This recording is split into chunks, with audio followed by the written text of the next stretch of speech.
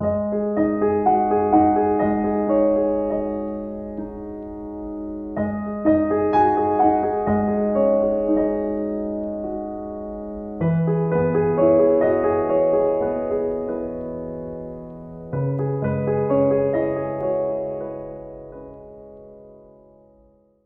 think the Eiffel Tower is like over that way. It's along the banks of the river somewhere. So we're going to go have a look and see if we can find it. Yeah, it's down that way somewhere.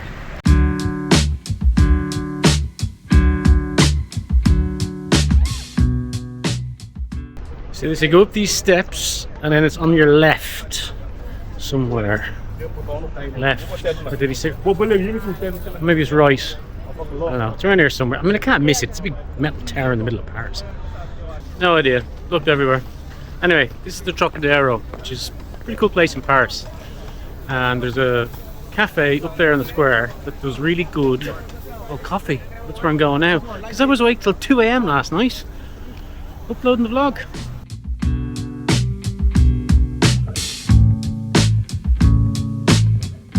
Just in a video called my mum. She really knows Paris well. I said to her, Mum, do you know where the Eiffel Tower is? She says, it's behind you. Tell you what's the coffee here, it's drip paint.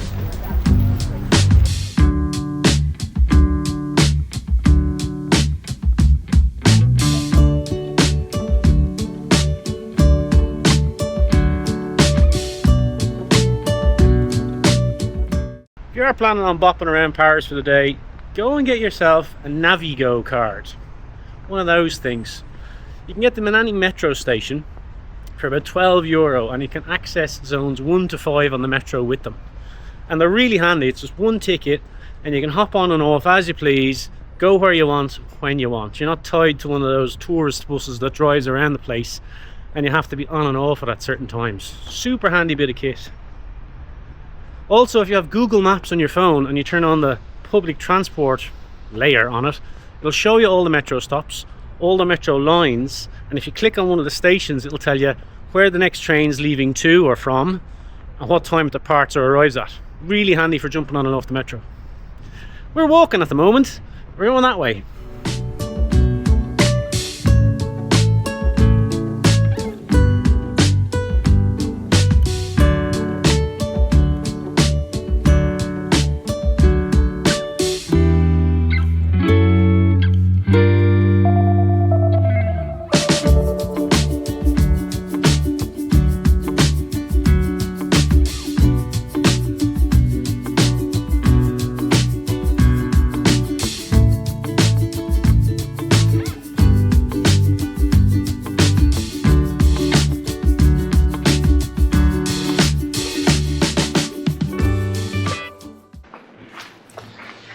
Did a very YouTube thing earlier on. I was crossing the Seine on a train and it's on the number 6 line to the Trocadero. That shot of crossing the river with the Eiffel Tower in the background, and I found myself looking at the viewfinder on the camera while the camera was looking at the Eiffel Tower instead of just looking at the Eiffel Tower. Felt disgusted with myself. Whoa. So it's just sort of putting my head to stop and relax and turn the camera off and sit down somewhere nice and quiet and just observe your surroundings and enjoy yourself and enjoy the day. Because Paris is lovely if you just sort of take the time to sit and observe it. Anyway, speaking of sitting and observing, or standing and observing, would you like to see Paris from the air? Let's go.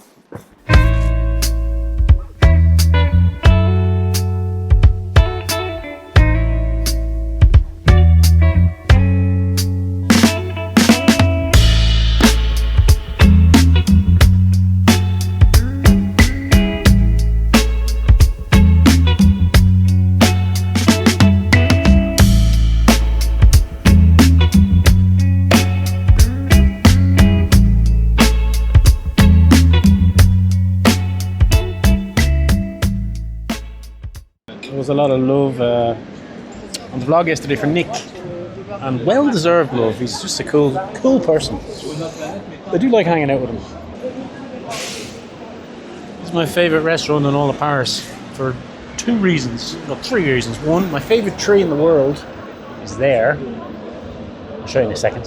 And the Jardin du Luxembourg is just down there. And there's a bookshop around here as well that I want to go and have a look at. Also, it's sort of at a confluence of streets. And it's at the end of the Rue Monsieur le Prince. And it's a great spot for people watching. I'm having a great old day.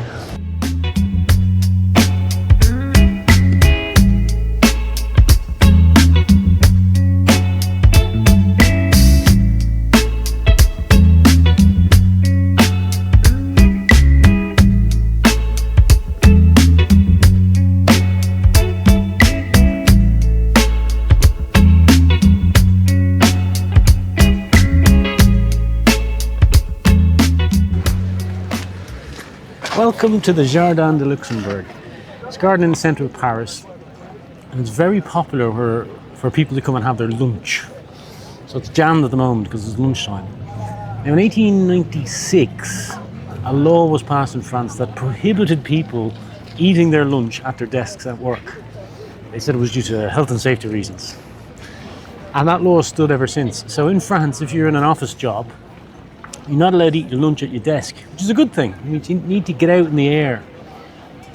And what people in Paris do is they come to the garden with their lunch and their friends, and there's loads of little green metal chairs you can sort of pick up and bring wherever you want. And they assemble little picnics and have chats and have lunch in the sun. Well, in the sun today. And it's just a really pretty, lovely, social little place in the centre of Paris.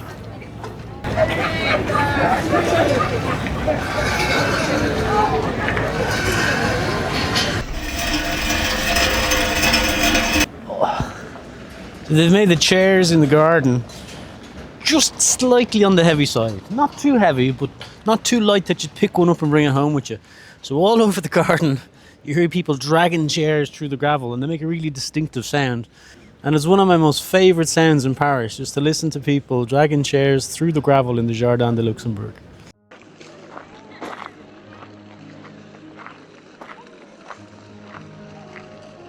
Much as I would like to stay in Paris and in the Jardin du Luxembourg all day, and I could, I have in the past, and yesterday Brian kind of screwed us over a bit. Let me explain.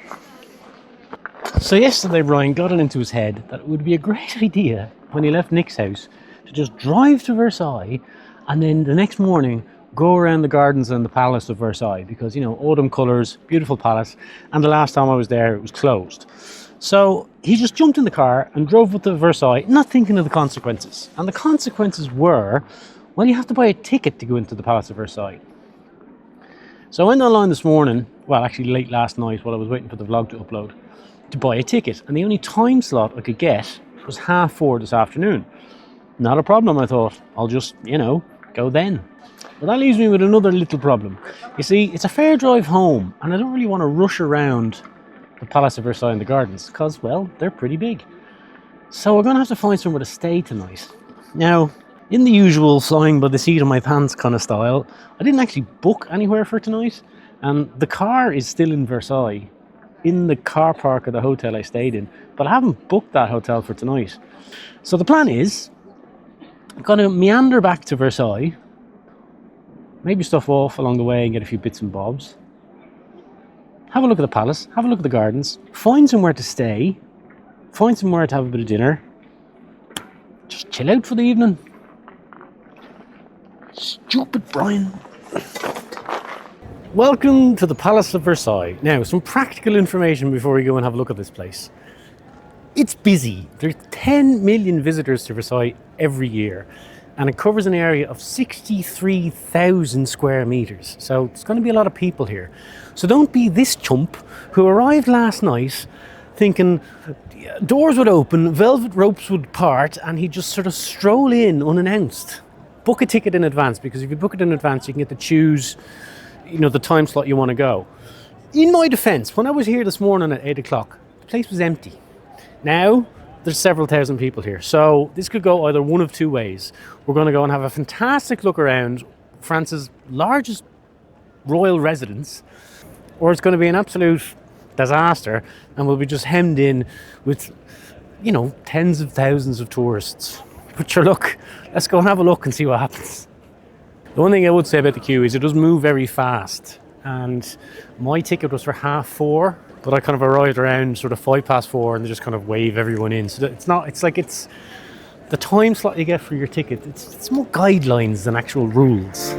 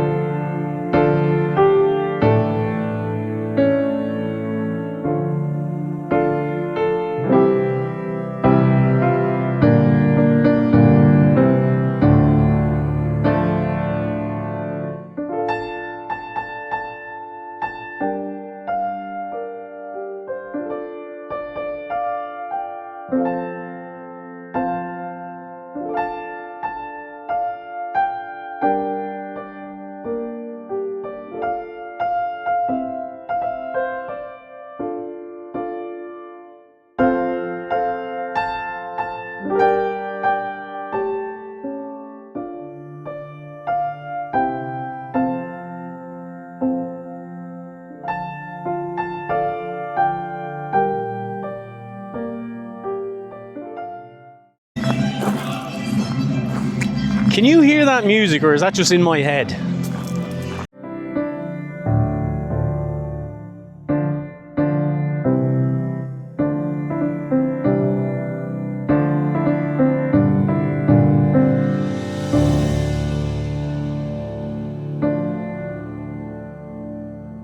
Two things I've noticed walking around here.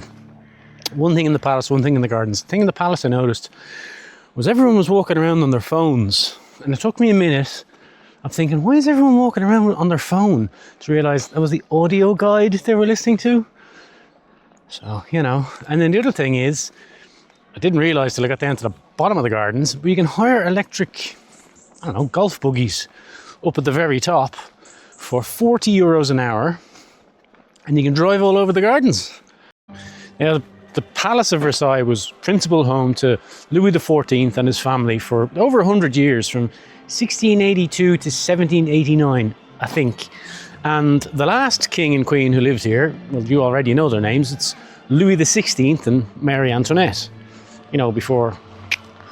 But before Mary and Louis left the place, they had the very good sense to install a cafe here in the gardens, and it's right around the corner. That was a good day. Now, just be aware, if you are coming to Versailles, be prepared for a lot of walking. A lot of walking. It didn't help I was squirting around Paris all morning, but when you come to the palace and the gardens, just, wear comfy shoes. The queue to get in the door was pretty long, but it did move quite quickly. And then once you're inside, the route through the palace, to the rooms of the palace, follows like a one-way system. Most palaces, most chateaus in France are the same as that.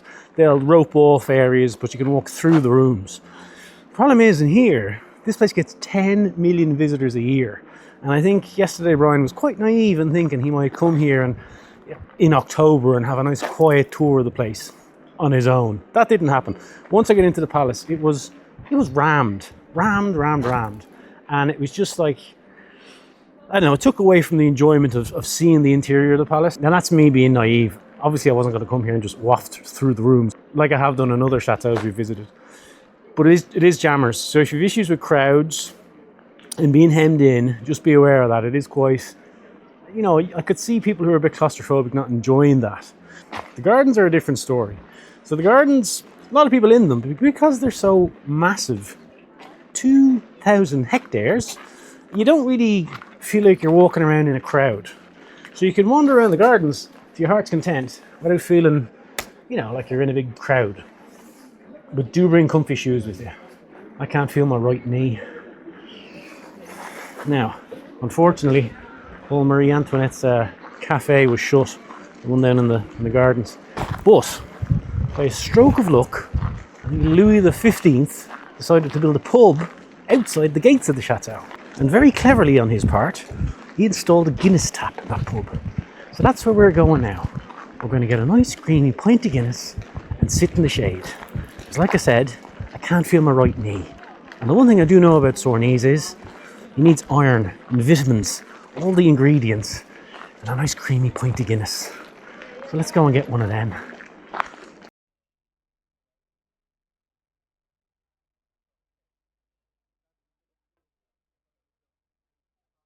Right, well I got some ice on my knee and I found a hotel to stay in.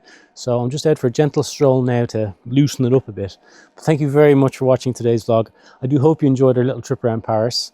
I'm going to sleep like a log tonight and head home in the morning. So I'll see you next time.